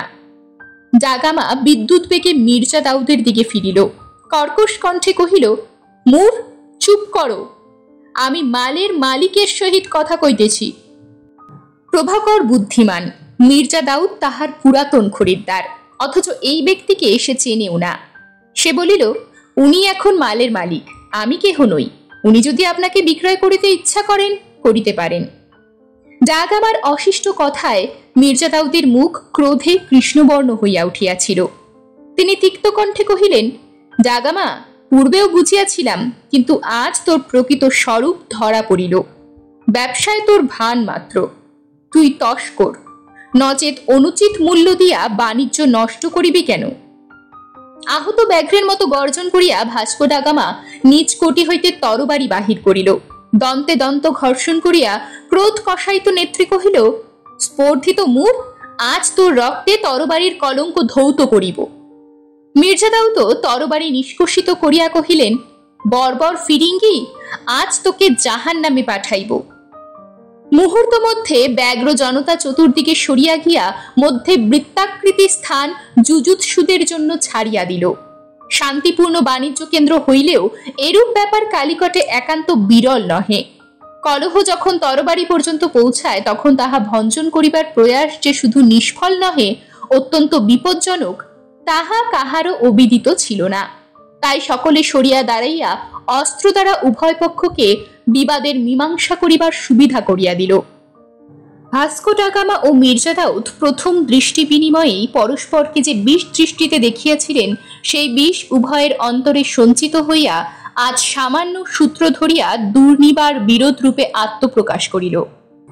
এ কলহ যে একজন না মরিলে নিবৃত্ত হইবে না, তাহা উভয়ই মনে মনে বুঝিলেন। নিস্তব্ধ জনতার কেন্দ্রস্থলে অশীধারী দুইজন দাঁড়াইলেন। ভাস্কো ডাগামা বিশালকায়, প্রস্তরের মতো কঠিন, হস্তির মতো বলশালী। মির্জা দাউদ অপেক্ষাকৃত কৃশ ও খর্ব, কিন্তু বিষধর কালসর্পের মতো ক্ষিপ্র, তেজস্বী ও প্রাণসার। ভাস্কো ডাগামার তরবারি বেত্রবৎ ঋজু, তীক্ষ্ণাগ্র। মির্জা দাউদের তরবারি ঈষৎ বক্র ও ক্ষুরধার। নগ্ন কৃপাণ হস্তে ক্ষণকালের জন্য দুইজন পরস্পরকে নিরীক্ষণ করিয়া লইলেন। তারপর ঝড়ের মতো তরবারিকে অগ্রবর্তী করিয়া ভাস্কো ডাগামা আক্রমণ করিল। কিন্তু ডাগামার তরবারি মির্জা দাউদের অঙ্গ স্পর্শ করিবার পূর্বেই তিনি ক্ষিপ্র হস্তে নিজ তরবারি দ্বারা তাহা অপসারিত করিয়া সরিয়া দাঁড়াইলেন, এবং পরক্ষণেই তাহার বক্র অসি বিদ্যুতের মতো একবার ডাগামার জানু দংশন করিয়া ফিরিয়া আসিল। ডাগামা পিছু হটিয়া আত্মরক্ষা করিবার চেষ্টা করিল, কিন্তু পারিল না। তাহার জানুর চর্মাবরণ ধীরে ধীরে রক্তে ভিজিয়া উঠিল। ডাগামা সেদিকে ভ্রুক্ষেপ করিল না, কিন্তু সাবধান হইল। সংযত ও সতর্কভাবে অসি চালনা করিতে লাগিল। সে বুঝিল যে বিপক্ষকে অবজ্ঞা করিলে চলিবে না। মির্জা দাউদের অসি কৌশল অসাধারণ। তাহার সম্মুখে দ্বিতীয়বার ভুল করিলে আর তাহা সংশোধনের অবকাশ থাকিবে না। এদিকে মির্জা দাউদ বুঝিলেন যে ডাগামা অসি কৌশলে তাহার সমতুল্য, কিন্তু তাহার অপেক্ষা দ্বিগুণ বলশালী। আবার সে তাহার মতো ক্ষিপ্রগামী ও লঘুদেহ নয় বটে, কিন্তু তরবারি ঋজু ও দীর্ঘ। মির্জা দাউদের তরবারি বক্র এবং খর্ব। তাহাদের যুদ্ধরীতিও সম্পূর্ণ পৃথক। এক্ষেত্রে মির্জা দাউদ দেখিলেন ডাগামার জয়ের সম্ভাবনাই অধিক। মির্জা দাউদ অত্যন্ত সাবধানে যুদ্ধ করিতে লাগিলেন। সর্প ও নকুলের যুদ্ধে যেমন উভয় উভয়ের চক্ষুতে চক্ষু নিবদ্ধ রাখিয়া পরস্পরকে প্রদক্ষিণ করিতে থাকে এবং সুযোগ পাইবা মাত্র তীর বেগে আক্রমণ করিয়া আবার স্বস্থানে ফিরিয়া আসে, ডাগামা ও মির্জা দাউদও সেই রূপে যুদ্ধ করিতে লাগিলেন। অস্ত্রে অস্ত্রে প্রতিরুদ্ধ হইয়া মুহুর্মুহু ঝনৎকার উঠিতে লাগিল। চঞ্চল অসিফলকে সূর্যকিরণ পড়িয়া তড়িৎ রেখার মতো জ্বলিয়া উঠিতে লাগিল। নিস্পন্দ জনবুহ সহস্র চক্ষু হইয়া এই অদ্ভুত যুদ্ধ দেখিতে লাগিল। যুদ্ধের সঙ্গে সঙ্গে মির্জা দাউদ বাক্যশুলে ডাগামাকে বিদ্ধ করিতে লাগিলেন। ফিরিঙ্গি দস্যু, চাহিয়া দেখ, তোর রক্ত মানুষের রক্তের মতো লাল নয়, শয়তানের মতো নীল। খ্রিস্টান কুত্তা, এখনো ক্ষমা প্রার্থনা কর, তোর প্রাণ ভিক্ষা দিব। ডাগামা কোনো উত্তর না দিয়া নিঃশব্দে যুদ্ধ করিতে লাগিল। শ্লেষ করিয়া মির্জা দাউদ যে তাহার ধৈর্যচ্যুতি ঘটাইবার চেষ্টা করিতেছেন, চতুর ডাগামা তাহা বুঝিয়াছিল। যুদ্ধ ক্রমে আরো প্রখর ও তীব্র হইয়া উঠিল। দুই যোদ্ধারই ঘন ঘন শ্বাস বহিল, সর্বাঙ্গে ঘাম ঝরিতে লাগিল, কিন্তু উভয়ই যেন এক অদৃশ্য বর্মে আচ্ছাদিত। ডাগামার তরবারি বারবার মির্জা দাউদের কণ্ঠের নিকট হইতে, বক্ষের নিকট হইতে ব্যর্থ হইয়া ফিরিয়া গেল। মির্জা দাউদের অসি ডাগামাকে ঘিরিয়া এক ঝাঁক ক্ষুব্ধ মৌমাছির মতো গুঞ্জন করিয়া ফিরিতে লাগিল, কিন্তু কোথাও হুল ফুটাইতে পারিল না। সহসা এক সময় ডাগামা সভয়ে দেখিল যে সে ঘুরিতে ঘুরিতে একেবারে ঘাটের কিনারায় আসিয়া দাঁড়াইয়াছে, আর এক পা পিছাইলেই সমুদ্রের জলে পড়িয়া যাইবে। মির্জা দাউদ তাহার মুখের ভাব দেখিয়া উচ্চহাস্য করিয়া উঠিলেন। বিদ্রুপ বিষাক্ত কণ্ঠে কহিলেন, ফিরিঙ্গি, আজ তোকে ওই সমুদ্রের জলে চুবাইব, তারপর মরা ইঁদুরের মতো তোর রাজা ইমানুয়েলের কাছে তোকে বকশিস পাঠাইয়া দিব। এতক্ষণে মির্জা দাউদ যাহা চাহিতেছিলেন তাহাই হইল। ভাস্কো ডাগামা ধৈর্য হারাইল। উন্মত্ত বন্য মহিষের মতো গর্জন করিয়া অসি ঊর্ধ্বে উত্তোলন করিয়া সে মির্জা দাউদকে আক্রমণ করিল। ইচ্ছা করিলে মির্জা দাউদ অনায়াসে ডাগামাকে বধ করিতে পারিতেন, কিন্তু তাহা না করিয়া তিনি উল্টা পিঠ দিয়া ডাগামার দক্ষিণ মুষ্টিতে দারুণ আঘাত করিলেন। সঙ্গে সঙ্গে তাহার তরবারি হস্তমুক্ত হইয়া ঊর্ধ্বে উৎক্ষিপ্ত হইয়া দূরে গিয়া পড়িল। অকস্মাৎ অস্ত্রহীন হইয়া ডাগামা থমকিয়া দাঁড়াইয়া পড়িল। ডাগামার দুইজন সহচর এতক্ষণ সকলের সঙ্গে দাঁড়াইয়া যুদ্ধ দেখিতেছিল। প্রভুর অপ্রত্যাশিত বিপদপাতে তাহারা সাহায্য করিতে অগ্রসর হইল, কিন্তু দুই পদ অগ্রসর হইবার পূর্বেই অতি বিশাল কলেবর নিকষ কৃষ্ণ হাপসি জাম্বো মাস্তুলের ন্যায় দুই হস্ত বাহির করিয়া তাহাদের কেশ ধরিয়া ফিরাইয়া আনিল এবং নিরতিশয় শুভ্র দুই পাটি দন্ত বিনিষ্ক্রান্ত করিয়া যাহা বলিল তাহার একটি বর্ণ তাহারা বুঝিতে না পারিলেও জাম্বোর মনোগত অভিপ্রায় অনুধাবন করিতে তাহাদের বিন্দুমাত্র ক্লেশ হইল না। মির্জা দাউদ তরবারির ধার ডাগামার কণ্ঠে স্থাপন করিয়া বলিলেন, ডাগামা, নতজানু হ, নহিলে তোকে বধ করিব। ডাগামা নতজানু হইল না। বাহুদয়ে বক্ষ নিবদ্ধ করিয়া বিকৃত মুখে হাস্য করিয়া কহিল, মূর, নিরস্ত্রকে হত্যা করা তোদের স্বভাব বটে। মির্জা দাউদ কিয়ৎকাল চিন্তা করিয়া কহিলেন, ভালো, তোকে ছাড়িয়া দিব, কিন্তু প্রতিজ্ঞা কর। ডাগামা কহিল, আমি কোনো প্রতিজ্ঞা করিব না, তোর যাহা ইচ্ছা কর। মির্জা দাউদ বলিলেন, শপথ কর যে আজ হইতে সপ্তাহ মধ্যে সদল বলে এ দেশ ছাড়িয়া যাইবি, আর কখনো ফিরিবি না। ডাগামা উচ্চহাস্য করিয়া উঠিল, কহিল, মূর, তুই অতি নির্বোধ, আমি শপথ করিব না, আমাকে বধ কর। আমার রক্তে কালিকটের মাটি ভিজিলে হিন্দে ইমানুয়েলের জয়ধ্বজা সহজে রোপিত হইবে। মির্জা দাউদ হাস্য করিয়া কহিলেন, এতদিনে নিজ মুখে নিজের অভিপ্রায় ব্যক্ত করিলি, কিন্তু তাহা হইতে দিব না। ইমানুয়েলের জয়ধ্বজা কালিকটে রোপিত হইবে না। কালিকট চিরদিন পৃথিবীর সমস্ত জাতির মিলন ক্ষেত্র হইয়া থাকিবে। প্রতিজ্ঞা কর, নচেত। ডাগামা ভ্রুকুটি করিয়া কহিল, নচেত? নচেত পর্তুগালে ফিরিয়া যাইতে একটি প্রাণীও জীবিত রাখিব না। তোদের জাহাজ পুরাইয়া এই 130 জন লোককে কাটিয়া সমুদ্রের জলে ভাসাইয়া দিব। ডাগামা স্তব্ধ হইয়া দাঁড়াইয়া রহিল, কোনো উত্তর দিল না। মির্জা দাউদ পুনশ্চ কহিলেন, ডাগামা, এখনো শপথ কর, তোর ধর্মের উপর বিশ্বাস করিয়া ছাড়িয়া দিব। ভাবিয়া দেখ, তোরা মরিলে কে তোর দেশবাসী ভিক্ষুকদের পথ দেখাইয়া লইয়া আসিবে? ডাগামা অবরুদ্ধ কণ্ঠে কহিল, শপথ করিতেছি। মির্জা দাউদ কহিলেন, তোদের যেশুর জননী মেরির নামে শপথ কর। ডাগামা তখন কম্পিত ক্রোধ জর্জরিত কণ্ঠে শপথ করিল যে সপ্তাহ মধ্যে এদেশ ছাড়িয়া চলিয়া যাইবে এবং আর কখনো ভারত ভূমির ওপর পদার্পণ করিবে না। ডাগামাকে ছাড়িয়া দিয়া মির্জা দাউদ ও আরো প্রধান প্রধান নাগরিকগণ সামরীর সহিত সাক্ষাৎ করিলেন। সমস্ত বিবরণ আদ্যপান্ত শুনিয়া সামরী কহিলেন, যতদিন উহারা আমার রাজ্যের কোনো প্রকাশ্য অনিষ্ট না করিতেছে ততদিন শুধু সন্দেহের উপর নির্ভর করিয়া আমি উহাদিগকে রাজ্য হইতে বিতাড়িত করিতে পারি না। তবে কেহ যদি তোমাদের ব্যক্তিগত অনিষ্ট করিয়া থাকে তোমরা প্রতিশোধ লইতে পারো, আমি বাধা দিব না। সকলে সামরীকে বুঝাইবার চেষ্টা করিলেন যে ইহারা অত্যন্ত কূটবুদ্ধি ও যুদ্ধ নিপুণ, তাহাদের কামান বন্দুক গোলাগুলি আছে। সুযোগ পাইলেই তাহারা বাহুবলে এই সোনার রাজ্য অপূর্ব অমরাবতী গ্রাস করিবে। সামরী হাসিয়া উত্তর করিলেন, আমার সৈন্যবল নাই সত্য, কিন্তু সামরি বংশ ৫৫ শতাব্দী ধরিয়া এই মসলন্দে রাজত্ব করিতেছে, কেহ তাহাকে রাজ্যভ্রষ্ট করে নাই। আমার সিংহাসন সুশাসন ও জনপ্রিয়তার উপর প্রতিষ্ঠিত, উহারা আমার কি করিতে পারে? সকলে নিরাশ হইয়া ফিরিয়া গেলেন। সপ্তাহ পরে স্বর্ণপত্রে লিখিত সামরির সন্ধিলিপি মস্তকে ধারণ করিয়া ভাস্কো ডা গামা অনুচর সহ জাহাজে উঠিল। মির্জা দাউদ বন্দর হইতে ডাকিয়া বলিলেন, ডা গামা, শপথ স্মরণ রাখিও। একটা ক্রূর হাস্য ডা গামার মুখের উপর খেলিয়া গেল। মির্জা দাউদের প্রতি স্থির দৃষ্টি রাখিয়া সে বলিল, মির্জা দাউদ, আবার আমাদের সাক্ষাৎ হইবে। মির্জা দাউদ হাসিয়া উত্তর দিলেন, সম্ভব নয়, আমি মুসলমান, বেহেস্তে যাইব। ডা গামা দুই চক্ষুতে অগ্নিবর্ষণ করিয়া কহিল, ইহ জন্মেই আবার আমাদের সাক্ষাৎ হইবে। তারপর ধীরে ধীরে তাহার ৩টি জাহাজ বন্দরের বাহির হইয়া গেল। ৪ বৎসর অতীত হইয়াছে। এই ৪ বৎসরে যাহা যাহা ঘটিয়াছে তাহা এই কাহিনীর অন্তর্গত না হইলেও সংক্ষেপে বর্ণিত হইল।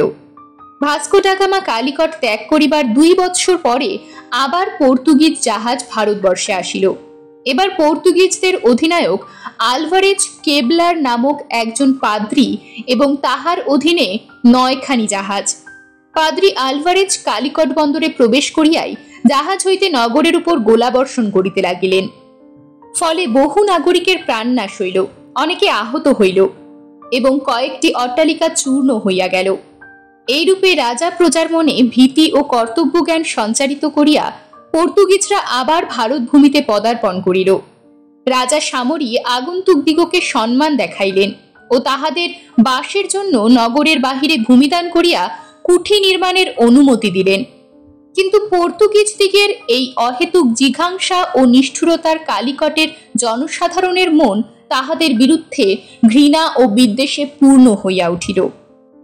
তারপর কলহ বাঁধিতে বিলম্ব হইল না। দাম্ভিক বিদেশীদের প্রতি যাহাদের ব্যক্তিগত বিদ্বেষ জন্মিয়াছিল তাহারা ঝগড়া বাঁধাইয়া রক্তপাত করিতে লাগিল। পর্তুগিজরাও জবাব দিল। ক্রমে ভিতরে বাহিরে আগুন জ্বলিয়া উঠিল। একদিন নাগরিকগণ পর্তুগিজদের কুঠিতে অগ্নিসংযোগ করিয়া ৭০ জন ফিরিঙ্গিকে হত্যা করিল। অবশিষ্ট পলাইয়া জাহাজে উঠিল এবং জাহাজ হইতে গোলা মারিয়া নগরের এক অংশে আগুন লাগাইয়া দিল। তারপর সেই যে তাহারা কালিকট ছাড়িয়া গেল, ২ বৎসরের মধ্যে আর ফিরিয়া আসিল না। কালিকটের রাজা প্রজা নিঃশ্বাস ফেলিয়া ভাবিল, আপদ দূর হইয়াছে, আর ফিরিবে না। শেষোক্ত ঘটনার বৎসরেক পরে মির্জা দাউদ স্ত্রী কন্যা লইয়া তাহার জন্মভূমি মরক্কো দেশে গেলেন। সেখানে কিছুদিন অবস্থানের পর বৃদ্ধ পিতাকে সঙ্গে লইয়া মক্কা শরীফ দর্শন করিলেন। তারপর তীর্থ দর্শন শেষ করিয়া সকলে মিলিয়া কালিকটে প্রত্যাবর্তন করিতেছিলেন। কথা ছিল মক্কা শরীফ হইতে মির্জা দাউদ কালিকটে আসিবেন, তাহার পিতা মরক্কো দেশে ফিরিয়া যাইবেন। কিন্তু পিতা স্থবির ও জরাগ্রস্ত হইয়া পড়িয়াছেন, অধিক দিন পরমায়ু নাই। পুনরায় মরক্কো যাইবার সুযোগ হয়তো শীঘ্র হইবে না। ততদিন পিতা বাঁচবেন কিনা, এই সকল বিবেচনা করিয়া মির্জা দাউদ তাহাকে ছাড়িলেন না, নিজের সঙ্গে কালিকটে লইয়া চলিলেন। বৃদ্ধ ঈদের চাঁদের মতো সুন্দর ক্ষুদ্র নাতনিটিকে দেখিয়া ভুলিয়াছিলেন। তিনিও বিশেষ আপত্তি করিলেন না। মক্কা শরীফ দর্শনের সময় কালিকটের কয়েকজন সম্ভ্রান্ত ব্যক্তির সহিত মির্জা দাউদের সাক্ষাৎ হইয়াছিল। তিনি তাহাদের বলিলেন, আপনারাও কালিকটে ফিরিতেছেন, আমার জাহাজেই চলুন। তাহারা আনন্দিত হইয়া সপরিবারে মির্জা দাউদের জাহাজে আশ্রয় লইলেন। মক্কা হইতে কালিকট ৩ মাসের পথ। জাহাজ যথাসময়ে আরব উপকূল ছাড়িয়া লোহিত সাগর পার হইল। ক্রমে পারস্য উপসাগর উত্তীর্ণ হইয়া ভারত সমুদ্রে আসিয়া পড়িল। মহাসাগরের বুকের উপর বায়ুবর্তিলিত পালের ভরে মির্জা দাউদের তরণী দক্ষিণাভিমুখে চলিয়াছিল। চারিদিকে অতল জল দুলিতেছে, ফুলিতেছে, লক্ষ কোটি খণ্ডে বিচূর্ণিত দর্পণের মতো রবিকরে প্রতিফলিত হইতেছে। পূর্ণ দিগন্তরেখা অখণ্ডভাবে তরণীকে চারিদিকে বেষ্টন করিয়া আছে। কেবল বহুদূরে পূর্ব চক্রবালে মেঘের মতো কচ্ছভূমির তটবনানী ঈষণমাত্র দেখা যাইতেছে। জাহাজে যে অভীষ্ট আরকাঠি আছে, সে বলিয়াছে যে বায়ুর দিক এবং গতি পরিবর্তিত না হইলে অষ্টাহ মধ্যে কালিকটে পৌঁছানো যাইবে। আশু যাত্রা শেষ কল্পনা করিয়া আরোহীরা সকলেই হৃষ্ট হইয়া উঠিয়াছেন। সেদিন শুক্রবার। সূর্য ক্রমে মধ্যগগন অতিক্রম করিয়া পশ্চিমে ঢলিয়া পড়িল। জাহাজের বিস্তৃত ছাদের উপর মির্জা দাউদ, তাহার পিতা ও আর পুরুষগণ দ্বীপ্রাহরিক নামাজ প্রায় শেষ করিয়াছেন। জাহাজের নিয়ামক সম্মুখে স্থির দৃষ্টি করিয়া হালের নিকট নিশ্চলভাবে দাঁড়াইয়া আছে। চারিদিক নিস্তব্ধ, শুধু তরণীর বেগবিদীর্ণ জলরাশি ফেনহাস্যে কলকল করিতেছে। এমন সময় আকাশ বাতাস প্রকম্পিত করিয়া মেঘগর্জনের ন্যায় ভীষণ শব্দে সকলে চমকিত হইয়া দেখিলেন, পশ্চাৎ হইতে 5খানা ফিরিঙ্গি জাহাজ সমস্ত পাল তুলিয়া দিয়া এবং সঙ্গে সঙ্গে অগণ্য দ্বার বাহিয়া যেন বহুপদ বিশিষ্ট অতিকায় জলজন্তুর মতো ছুটিয়া আসিতেছে। অতর্কিতে এত নিকটে আসিয়া পড়িয়াছে যে জাহাজের মানুষগুলোকে পর্যন্ত স্পষ্ট দেখা যাইতেছে। এই আকস্মিক দৃশ্য দেখিয়া সকলেই বুদ্ধিভ্রষ্টের মতো সেই দিকে নিষ্পলকভাবে তাকাইয়া রহিলেন। বিস্মিত হইবার মতো দৃশ্য বটে। 2 দণ্ড পূর্বেও চতুর্দিকে কোথাও একটা ভেলা পর্যন্ত ছিল না। সহসা সমুদ্রের কোন অতল গুহা হইতে এই 5টা ভীষণ দৈত্য বাহির হইয়া আসিল। মির্জা দাউদের মন বলিল, আজ আর রক্ষা নাই। কামান দাগিয়া ইহারা নিজ আগমন বার্তা ঘোষণা করিয়াছে। আজ তাহারা দয়ামায়া দেখাইবেন না। মুরের রক্তে হিংসা চরিতার্থ করিবার আজ তাহাদের সুযোগ মিলিয়াছে। এরূপ ঘটনা প্রতীচ্য খণ্ডের সমুদ্রবক্ষে পূর্বে কখনো ঘটে নাই। শরণাতীত কাল হইতে এই পথে শত শত তরুণী অবাধে যাতায়াত করিয়াছে। চীন হইতে কাশ্মীর হ্রদ পর্যন্ত কেহ কখনো হিংস্রিকা বা বোটাম্বের নাম পর্যন্ত শুনে নাই। স্থলপথ অপেক্ষা জলপথ অধিক নিরাপদ ছিল বলিয়াই জলবাণিজ্য এত প্রসার লাভ করিয়াছিল। কিন্তু আজ যুগ যুগান্তরের বাহিত পণ্য অব্যাহত পথে স্বার্থান্ধ ফিরিঙ্গি তাহার অগ্নি অস্ত্র লইয়া পথরুদ্ধ করিয়া দাঁড়াইল। কিন্তু যুদ্ধদান করা মির্জা দাউদের পক্ষে অসম্ভব। তাহার জাহাজ তীর্থযাত্রীর জাহাজ, তাহাতে বারুদ গোলা কিছুই নাই।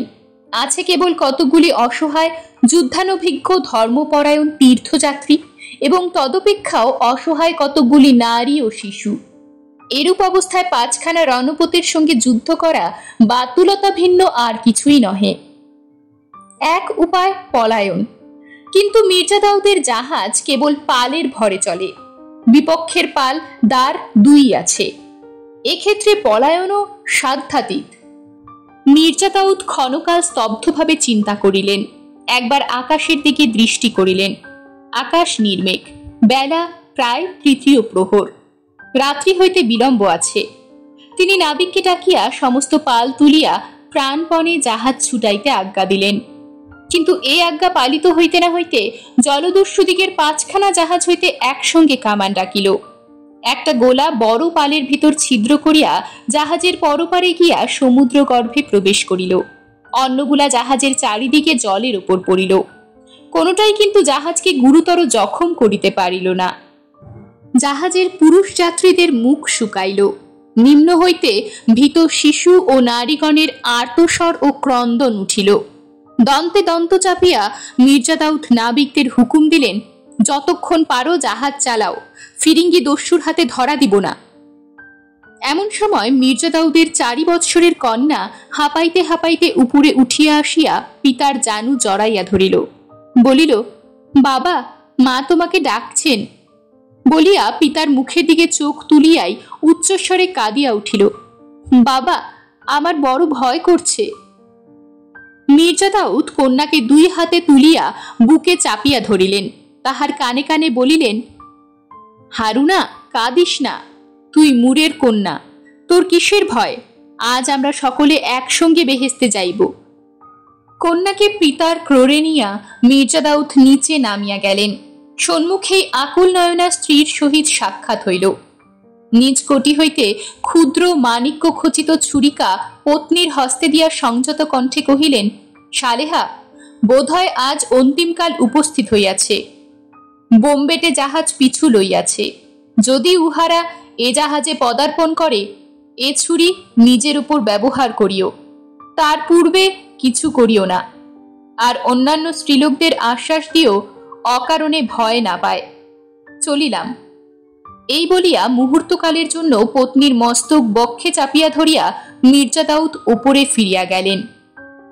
উপরে উঠিয়া দেখিলেন এই অল্পকাল মধ্যে দস্যু জাহাজগুলি অর্ধচন্দ্রাকারে তাহাদিগকে ঘিরিয়া ফেলিয়াছে। এত নিকটে আসিয়া পড়িয়াছে যে তাহাদের কণ্ঠস্বর পর্যন্ত স্পষ্ট শোনা যাইতেছে। মির্জা দাউদ দেখিলেন প্রত্যেক জাহাজ হইতে কামানের মুখ তাদের প্রতি লক্ষ্য করিয়া আছে, এত নিকট হইতে যে এবার আর লক্ষ্যভ্রষ্ট হইবে না। মির্জা দাউদের পিতা আসিয়া বলিলেন, দাউদ, আর উপায় নাই, ধরা না দিলে জাহাজডুবি হইয়া মরিতে হইবে। মির্জা দাউদ কহিলেন, ধরা দিলেও নিশ্চয়ই মরিতে হইবে, তাহার অপেক্ষা ডুবিয়া মরাই শ্রেয়। পিতা কহিলেন, সে কথা ঠিক, কিন্তু সঙ্গে শিশু ও স্ত্রীলোক রহিয়াছে, তাদের রক্ষা করিবার চেষ্টা করা উচিত নহে কি? মির্জা দাউদ কিয়ৎকাল চিন্তা করিয়া কহিলেন, কিন্তু দস্যুরা শিশু ও নারীদের দয়া করিবে কি? বরঞ্চ। পিতা কহিলেন, ফিরিঙ্গি অর্থলোভী, অর্থের বিনিময়ে তাহাদের ছাড়িয়া দিতে পারে। অন্যান্য পুরুষগণও বৃদ্ধের বাক্য সমর্থন করিলেন। মির্জা দাউদ তখন কহিলেন, ভালো, চেষ্টা করিয়া দেখা যাক। ঠিক এই সময় একখানা জাহাজ হইতে আবার কামান দাগিল। এবার গোলার আঘাতে প্রকাণ্ড মাস্তুল পাল শুদ্ধ মরমর করে ভাঙিয়া পড়িল এবং সঙ্গে সঙ্গে স্তূপীকৃত পালের কাপড়ে আগুন লাগিয়া গেল। রমণীরা এতক্ষণ পর্যন্ত আব্রু রক্ষা করিয়া জাহাজের খোলের মধ্যেই ছিল, কিন্তু এবার আর লজ্জার বাধা মানিল না। সন্তানবতীরা সন্তান কোলে লইয়া এবং যাহাদের সন্তান নাই তাহারা যে যেমন ভাবে ছিল উচ্চস্বরে কাঁদিতে কাঁদিতেই উপরে উঠিয়া আসিল। সকলেই ভয় বিহবলা, কেহ ঊর্ধ্বমুখী নতজানু হইয়া ঈশ্বরের নিকট প্রাণের আকুল আবেদন জানাইতে লাগিল। কেহ শিশু সন্তানকে দুই হাতে উচ্চে তুলিয়া ধরিয়া জলদস্যুদিগকে দেখাইয়া তাদের কৃপা আকর্ষণের চেষ্টা করিতে লাগিল। এদিকে পালের আগুন ক্রমে বাড়িয়া উঠিয়া জাহাজময় ব্যাপ্ত হইবার উপক্রম করিল। পুরুষগণ তখন সমুদ্র হইতে জল তুলিয়া অগ্নি নির্বাপনের চেষ্টা করিতে লাগিলেন। বহু কষ্টে অনেক জল ঢালিবার পর অগ্নি নির্বাপিত হইল। তখনকার মতো জাহাজ রক্ষা পাইল। একখানা ফিরিঙ্গি জাহাজ মির্জা দাউদের জাহাজের একেবারে পাশে আসিয়া পড়িয়াছিল। মধ্যে মাত্র 100 গজের ব্যবধান। কামান ঘুরাইয়া তাহারা আবার গোলা ছুড়িবার উদ্যোগ করিতেছিল। তখন মির্জা দাউদ উচ্চকণ্ঠে তাহাদিগকে ডাকিয়া কহিলেন, গোলা ছুড়িও না, আমরা আত্মসমর্পণ করিতেছি। কামান ছাড়িয়া তাহারা উল্লাসধ্বনি করিয়া উঠিল। তাহাদের মধ্যে একজন, বোধহয় সেই প্রধান নাবিক, কহিল, তোমাদের জাহাজে যত অস্ত্র আছে জলে ফেলিয়া দাও, নহিলে কামান ছুড়িব। মির্জা দাউদ কহিলেন, আমাদের সঙ্গে কোনো অস্ত্র নাই, ইহা তীর্থযাত্রীর জাহাজ, যাহা কিছু ধনরত্ন সঙ্গে আছে দিতেছি, আমাদের ছাড়িয়া দাও। এইরূপ কথাবার্তা হইতেছে। এমন সময় আক্রমণকারী জাহাজের ভেতর হইতে একজন পুরুষ উপরে উঠিয়া আসিল। অতি মহার্ঘ বেশভূষায় সজ্জিত বিশাল দেহ এক পুরুষ। তাহাকে দেখিয়া মির্জা দাউদের বুকের রক্ত সহসা যেন স্তব্ধ হইয়া গেল। চিনিলেন ভাস্কো দা গামা। তাহার মুখের উপর কৃষ্ণ কালসর্পের মতো হিংসা যেন কুণ্ডলিত হইয়া আছে। মির্জা দাউদকে দেখিয়া ভাস্কো দা গামা হাসিল। মাথার কঙ্কপত্রযুক্ত টুপি খুলিয়া তাহা আভূমি সঞ্চারিত করিয়া বলিল, মির্জা দাউদ, আজ সুপ্রভাত, স্মরণ আছে বলিয়াছিলাম আবার দেখা হইবে? মির্জা দাউদের মুখ দিয়া সহসা কথা বাহির হইল না। ভাস্কো দা গামা তখন পূর্বোক্ত প্রধান নাবিকের দিকে ফিরিয়া কঠোর কণ্ঠে কহিল, কাপ্তেন, কামান নীরব কেন? আমার হুকুম কি ভুলিয়া গিয়াছ? ভীত কাপ্তেন বলিল, প্রভু, উহারা ধনরত্ন দিয়া পরিত্রাণের আর্জি করিতেছে। দুই জাহাজ ক্রমে আরো নিকটবর্তী হইতেছিল। দা গামা আবার মির্জা দাউদের দিকে ফিরিয়া শ্লেষ তীক্ষ্ণ কণ্ঠে কহিল, মূর, ধনরত্ন দিয়া প্রাণ ভিক্ষা চাও? মির্জা দাউদ কহিলেন, নিজের প্রাণ ভিক্ষা চাহি না, আমাদের সর্বস্ব লইয়া বৃদ্ধ, নারী ও শিশুদের ছাড়িয়া দাও। দা গামা শত্রুর লাঞ্ছনার রস অল্প অল্প করিয়া পান করিতে লাগিল। কহিল, বৃদ্ধ নারী ও শিশুদের ছাড়িয়া দিব, কিন্তু তাহাতে আমাদের লাভ? বরঞ্চ তোমরা যুবতী নারীদের আমাদের নিকট পাঠাইয়া দিয়া পুরুষগণ প্রাণ বাঁচাইতে পারো।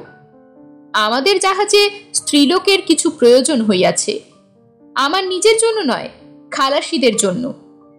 আমার নারীতে রুচি নাই। ক্রোধে অপমানে মির্জা দাউদের মুখ বিবর্ণ হইয়া গেল। বুঝিলেন জাগামা তাহাকে লইয়া খেলা করিতেছে। অতি কষ্টে আত্মদমন করিয়া কহিলেন, জাগামা, তোমার প্রস্তাবের উত্তর দিতে ঘৃণা হইতেছে। যদি অভিরুচি হয়, আমাদের সহিত যাহা মূল্যবান সামগ্রী ও স্বর্ণরৌপ্য আছে তাহা লইয়া আমাদের নিষ্কৃতি দাও, নতুবা কিছুই পাইবে না। জাগামা ভ্রুকুটি করিয়া কহিল, কিছুই পাইব না? তার অর্থ? মির্জা দাউদ কহিলেন, তার অর্থ জোর করিলে আমাদের মারিয়া ফেলিতে পারিবে, কিন্তু কিছু লাভ করিতে পারিবে না। যদি আমাদের জাহাজে চড়াও করিবার চেষ্টা করো, তক্তা খুলিয়া জাহাজ ডুবাইয়া দিব। মির্জা দাউদের কথা শুনিয়া জাগামার ভ্রুকুটি গভীরতর হইল। সে নতমুখে চিন্তা করিতে লাগিল। এদিকে জাহাজের মাস্তুল ভাঙিয়া যাওয়ায় মির্জা দাউদ পঙ্কে নিবদ্ধ হস্তির মতো চলৎ শক্তিহীন। ফিরিঙ্গির 5খানা জাহাজ ধীরে ধীরে 3 দিক হইতে ঘিরিয়া আরো নিকটবর্তী হইতে লাগিল। মির্জা দাউদ অধীর হইয়া কহিলেন, জাগামা, যাহা করিবে শীঘ্র করো। আমাদের সহিত 1200 তোলা সোনা আছে, আরো অন্যান্য মহার্ঘ বস্তু আছে। যদি পাইতে ইচ্ছা করো শীঘ্র বলো, অধিক বিলম্ব করিলে সব হারাইবে। জাগামা বলিল, রমণীদের দিবে না? মির্জা দাউদ গর্জিয়া উঠিলেন, না, দিব না। আমরা স্ত্রী কন্যার ব্যবসা করি না। জাগামা কহিল, মূর, এখনো তোর স্পর্ধা কমিল না? ভালো, অর্থই লইব। তোমার জাহাজে যাহা কিছু আছে ভেলায় করিয়া আমার জাহাজে পাঠাও। যাহা কিছু আছে পাইলে ছাড়িয়া দিবে? দিব। তোমাকে বিশ্বাস কি? আমি মিথ্যা কথা বলি না। মিথ্যাচারী, শপথ করিয়াছিলে কখনো হিন্দে পদার্পণ করিবে না, তাহার কি হইল? জাগামা হাসিয়া বলিল, এখনো হিন্দে পদার্পণ করি নাই। মির্জা দাউদ তখন অন্যান্য সকলের সহিত পরামর্শ করিলেন। সকলেই কহিলেন, উহাদের কবলে যখন পড়িয়াছি তখন উহাদের কথায় বিশ্বাস করা ভিন্ন উপায় নাই। অগত্যা মির্জা দাউদ সম্মত হইলেন। তখন এক ভেলা প্রস্তুত করিয়া তাহারই উপর যাহা কিছু ছিল, এমনকি নারীগণের অলঙ্কার পর্যন্ত তুলিয়া জাগামার জাহাজে পৌঁছাইয়া দেওয়া হইল। জাগামা জিজ্ঞাসা করিল, তোমাদের আর কিছু নাই? না। আবার জিজ্ঞাসা করিতেছি, নারীদের দিবে না? অসহ্য ক্রোধে মির্জা দাউদের বাকরুদ্ধ হইয়া গেল। শুধু তাহার চক্ষুর্দয় অগ্নিশিখার মতো জ্বলিতে লাগিল। ভাস্কো জাগামা কালকুটের মতো হাসিল, বলিল, ভালো, তোমাদের যেরূপ অভিরুচি। তারপর কাপ্তেনের দিকে ফিরিয়া বলিল, কাপ্তেন, গোলা মারিয়া উহাদের জাহাজে আগুন লাগাইয়া দাও। আজ মুসলমান কুকুরগুলোকে পুড়াইয়া মারিব। মির্জা দাউদ চিৎকার করিয়া উঠিল, শঠ, বিশ্বাসঘাতক, মিথ্যাবাদী শয়তান। জাগামা কহিল, মির্জা দাউদ, তোর প্রাণ রক্ষা করিতে পারে এত অর্থ পৃথিবীতে নাই, তবে তুই তোর স্ত্রীর বিনিময়ে এখনো প্রাণ রক্ষা করতে পারিস। তোর স্ত্রীকে আমি বাদী করিয়া রাখিব। মির্জা দাউদ উন্মত্তের মতো গর্জন করিতে লাগিল, শয়তান। জাহাজে ভীষণ কোলাহল উঠিল। নরনারী সকলে পাগলের মতো চারিদিকে ছোটাছুটি করিতে লাগিল। সকলেই যেন এই অভিশপ্ত জাহাজ হইতে পালাইবার চেষ্টা করিতেছে। চতুর্দিক হইতে আর্তরা উঠিল, রক্ষা করো, দয়া করো, প্রাণ বাঁচাও। এই আকুল প্রার্থনার জবাব আসিল। সহসা শিলাবৃষ্টির মতো জাহাজের উপর বন্দুকের গুলি পড়িতে লাগিল। কেহ হত, কেহ আহত হইয়া পড়িতে লাগিল। মৃত্যুর বিভীষিকা যেন ভীষণতার রূপ ধরিয়া দেখা দিল। মির্জা দাউদের পিতা ক্ষুদ্র হারুনাকে বক্ষে লইয়া কাঁপিতে কাঁপিতে পুত্রের পাশে আসিয়া দাঁড়াইলেন। স্খলিত কণ্ঠে একবার শুধু ডাকিলেন, দাউদ। দুর্দম আবেগে মির্জা দাউদ একসঙ্গে পিতা ও কন্যাকে জড়াইয়া ধরিলেন। এমন সময় লাজ লজ্জা বিসর্জন দিয়া সালেহা আসিয়া স্বামীর হস্ত ধরিয়া দাঁড়াইলেন। মির্জা দাউদ বাষ্পাচ্ছন্ন চোখ একবার তিনজনের মুখের দিকে চাহিলেন, তারপর অবরুদ্ধ স্বরে কহিলেন, পিতা, ঈশ্বর কি নাই? সহসা হারুনা ক্ষুদ্র একটি কাতরোক্তি করিয়া এলাইয়া পড়িল। দ্রুত কন্যাকে নিজের ক্রোড়ে লইয়া মির্জা দাউদ দেখিলেন তাহার দেহে প্রাণ নাই। নিষ্ঠুর গুলি তাহার বক্ষে প্রবেশ করিয়াছে। তারপর দ্রুত অনুক্রমে স্ত্রী ও পিতা গুলির আঘাতে মাটিতে পড়িয়া গিয়া মরণ যন্ত্রণায় ছটফট করিতে লাগিল। ভাস্কো ডা গামা তখন স্বয়ং ধূমায়িত বন্দুক হাতে করিয়া পিশাচের মতো উচ্চ হাসি হাসিতেছে। সূর্য তখন পশ্চিম দিগন্ত রেখা স্পর্শ করিয়াছে। আকাশ এবং সমুদ্র তপ্ত রক্তের মতো রাঙা হইয়া উঠিয়াছে। সাগর বক্ষে সূর্যাস্ত হইতেছে। এইবার পাঁচখানা জাহাজ হইতে এককালে কামান ডাকিল। গোলার সংঘাতে শীতার্ত বৃদ্ধের মতো মির্জা দাউদের জাহাজখানা কাঁপিয়া উঠিল। পালের কাপড়ে দপ করিয়া আবার আগুন জ্বলিয়া উঠিল। ধীরে ধীরে টলিতে টলিতে জাহাজ নিমজ্জিত হইতে লাগিল। আবার কামান গর্জিল। এবার জাহাজের সম্মুখ দিকটা ছিন্ন ভিন্ন হইয়া গেল। কলকল শব্দে জল ঢুকিতে লাগিল। তারপর নিমেষের মধ্যে সমস্ত শেষ হইয়া গেল। আরোহীদের মিলিত কণ্ঠ হইতে এক মহা হাহাকার ধ্বনি উঠিল। জ্বলন্ত জাহাজ অকস্মাৎ জীবিত হইয়া সোজা দাঁড়াইয়া উঠিল। তারপর সবেগে সমুদ্র গর্ভে প্রবেশ করিল। যাত্রীদের ঊর্ধ্বোত্থিত কণ্ঠস্বর স্তব্ধ হইয়া গেল। মুহূর্ত পূর্বে যেখানে জাহাজ ছিল সেখানে আবর্তিত তরঙ্গ শীর্ষ জলরাশি ক্রীড়া করিতে লাগিল। ফিরিঙ্গি জাহাজগুলি চিত্রার্পিতবৎ স্তব্ধ হইয়া দাঁড়াইয়া রহিল। প্রায়ান্ধকারে তাহাদিগকে যেন অন্য জগতের কোনো ভৌতিক তরণীর মতো দেখাইতে লাগিল। ক্ষণকাল পরে সান্ধ্য নীরবতা বিদীর্ণ করিয়া ভাস্কো ডা গামার জাহাজ হইতে দামামা ও তুর্য বাজিয়া উঠিল। সূর্য তখন সমুদ্র পারে অস্তমিত হইয়া অন্য কোনো নূতন গগনে উদিত হইয়াছে। এরকমই আরো সব গল্প পেতে চ্যানেলটিকে সাবস্ক্রাইব করে দেবেন। আর গল্পটি যদি ভালো লেগে থাকে তাহলে লাইক, শেয়ার আর কমেন্ট করে দেবেন।